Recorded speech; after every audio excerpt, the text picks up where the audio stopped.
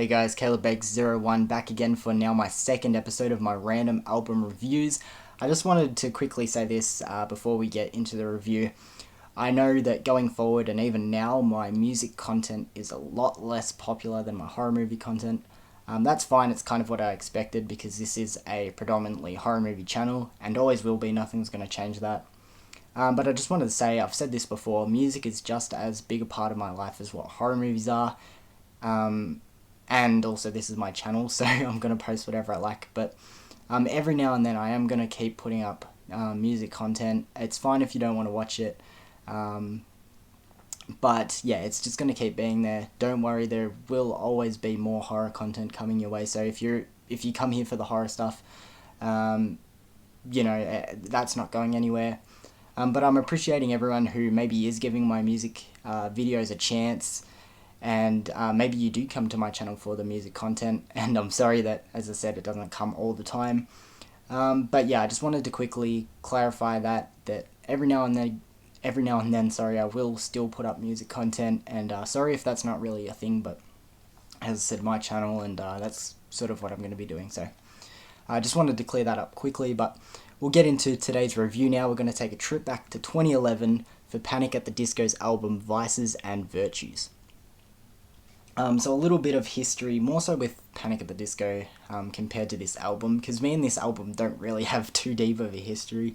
But growing up, I'm going to say around like primary school, early middle school, I wasn't overly familiar with Panic! At the Disco. Like, I knew they were a band, I just didn't realise how many songs and how much I actually knew of them. As in, a song would come on and I'd be like, okay, that's actually pretty catchy, who is that? And I'm like, oh, that's Panic! At the Disco. That was sort of my relationship with the band. Yeah, as I said, so later into like middle school, I'm guessing, I sort of ventured myself into their discography, and I fell in love with more so their older sound, because if you know them now and with the type of music they're doing, it's a lot more pop radio sounding at the moment, which is fine, but it's not really my thing. And when I say them, I mean Brendan Urie is a one-man band at the moment, still going under the name Panic! At the Disco. But anyway, I digress. But yeah, Fever You Can't Sweat Out, I fell in love with that album, and I remember being so excited and going to pick that up. And as I said, their older sound is very much something I enjoy. It reminds me of old school Fall Out Boy, Infinity on High, and Folie à Deux. But Vices and Virtues wasn't an album that I completely thought I was interested in. Before getting the album, I only got this album maybe 4 or 5 years ago. But before getting the album, I feel like I knew most of the track list. It's a track list of 10 songs. I feel like I knew most of the songs, but I wasn't completely sure if this was one that I wanted to pick up, even though, as I said, I do like their older sound, and this was their last album where it sort of sticks to their original roots, vibe and sound-wise. But eventually I did pick it up, and revisiting it now, I was really pleasantly surprised with, even though it's a shorter album, how strong and how consistent a lot of the songs are. So we'll get into the review of each track now. So going track by track now, the album opens up with one of Panic! At the Disco's still to dates, one of their most popular songs being The Ballad of Mona Lisa. I feel like even if you're not a big fan of Panic! At the Disco, everyone's pretty much knows this song. I remember in the first ever band that I played in, this was one of the songs we played, and I'm not sure if I still remember how to play it, but I really enjoyed playing it with my band, but that's against the point. I feel like it's one of Panic! At the Disco's more overrated singles. It's not a bad song at all, but I just feel like, I don't know, maybe it's just I've heard it too many times. Definitely not a bad song, but one of the more overrated singles. Then we go to track 2 being Let's Kill Tonight. I feel like this is a really, really unique song for Panic! At the Disco, and especially this album. The verses are very dancey, very upbeat, a little bit jumpy, but then you get to the choruses where there's these strong pumps of electric guitar, quite heavy choruses for Panic! At the Disco standards, and I find that such a cool way to as I said, it's the second song on the album, but in total open the album. Really like that song. And then we go to track 3, Hurricane. Another song I was familiar with before this album, but it never really stuck to me. But going back and once again re-listening to this album, that song is so catchy. The verses, the choruses, everything about it holds up really, really strong. But then we go to 2 back-to-back songs, being Memories and Trade Mistakes, tracks 4 and 5. Memories to me is one of the weakest songs on the album, if not the weakest. With that being said, I don't think there are any bad. Like, there are some albums where there's some songs in the middle or towards the back where you can completely skip them.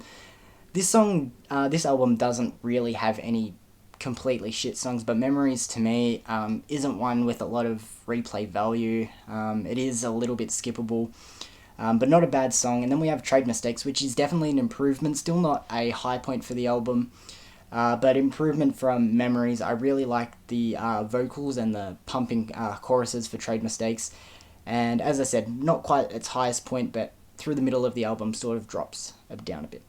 So already halfway through the track list, we get to track number 7, being Ready to Go, Get Me Out of My Mind. This song I was so sure was going to be my least favourite on the album, because once again, this was a song I was familiar with, but me and this song didn't have a good history.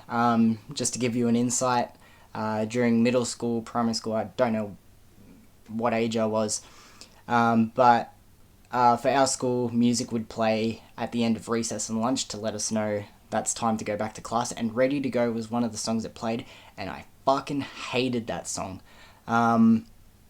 Maybe it was just subconsciously because I hated school and it meant I had to go back to class, maybe that was it. But I swore I hated this song, but re-listening to the album, it's still not one of my favourites, but it is just extremely catchy, and even though there's not too much substance to it, as I said, it's catchy, and it's not the worst thing, and it's not the complete disaster that I thought it was. And I'm happy that I got this album and gave that song another re-listen to, because it's really not that bad. Then we go to track number 7, Always, which is the only acoustic song on the album. Once again, doesn't completely click with me, but it's not too bad at all. Its best aspect for the song is its lyrics. I like the really unique lyrics and how it's written. Otherwise, the chords and everything aren't too, unique. It's not one of my favourite acoustic songs going around, but Always is okay. Now, getting to track number 8 is The Calendar. Going into this album, I had never heard that song ever in my life. I never even heard of it. And I remember the first time listening to this album and The Calendar came on, and I'm like, what the fuck is this song? It is so fucking cool. I love The Calendar.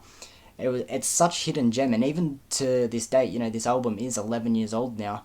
I still don't hear a lot of people talk about The Calendar, good or bad things about it. Obviously, I like to talk good things about it because I love the song, but I don't hear anyone mention that song, and that really annoys me, because it gives me like this, it's probably the most punk pop sounding song on the album, which is my favourite subgenre. It's not really a pop punk song, but it gives me those vibes. Definitely super catchy, and I can't believe I'd never heard of that song before this album. Then we go to track number 9, second last song on the album, being Sarah Smiles. One, again, that I was very familiar with going into this album. And even before buying it, I knew Sarah Smiles. But even with this re-listen, it was such a dark horse song. I knew I liked it, but the way this song is written and played is amazingly. I like how every chorus, it's the same lyrics, but every chorus is different sounding. It's got a different beat. The second chorus again sort of has this pop punk sounding with these smashing drums and everything. I love how they change it up through each chorus in that song. I think that's really unique. And finally, track 10 wraps up with the song Nearly Witches, Ever Since We Met. Nearly Witches, once again, is a song I was familiar with, but it is such a great song to end the album on, because I feel like this song is very epic. It feels very cinematic. And I always think that is the best way to end albums, because you always, even though this album isn't really long, it can be really tough to sit through a whole album from front to back.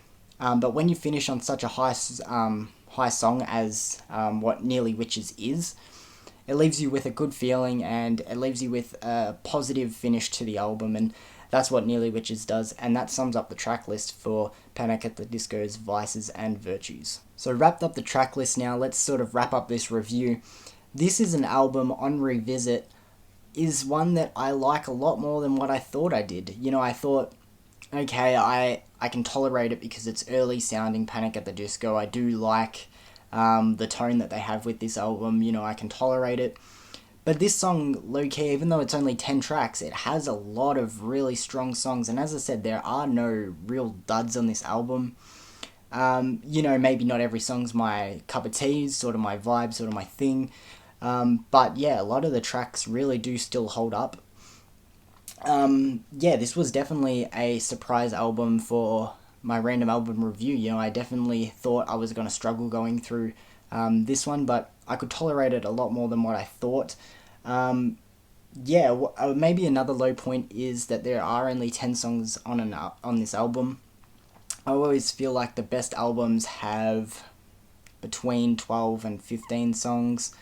I think 10 is the bare minimum if you want to put together a really solid record. I really wish there were a couple more songs on here.